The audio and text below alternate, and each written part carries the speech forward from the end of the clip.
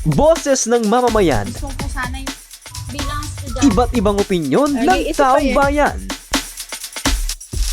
Ang gusto ko talagang Ating alamin sa Kalye Survey. Pabor na sir, dahil unang-una, online na. Hindi ka na maabala kung tataya ka kung saan ka pahanap ng lotto outlet para pagtayaan. Oo, okay yan sir. Hindi na maabala. Pipindot ka na lang, nakataya ka na. Di ba po? Sa lalabas ka pa, tataya. Pabor ako. Ayun nga, yung hindi na maglalakad nga, hindi na maabar sa mga trabaho. Kung may mga ginagawa ka, hindi ka na maabar. Bahay ka na. Payag ako rin. Mas maganda yung ikaw magsusulat doon. O, di ba? O, tsaka dun sa mano-mano sulatan, meron kang, ano tawag rin eh, yung, oo. Eh, paano ka nagkamali ka ng pindot? Hindi pwede. Another bayad na naman. Eh, pag sinulat mo, pwede mong burahin. Hindi po. Kasi nga po, wala siyang resibo.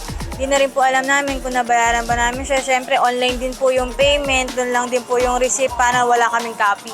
Hindi po. Mas marami pong mauumaling para tumaya. Boses ng mamamayan, Gusto ko sana yung bilang estudyante. iba't ibang opinyon ng taong bayan. ang gusto ko talagang Ating alamin sa Kalye Survey.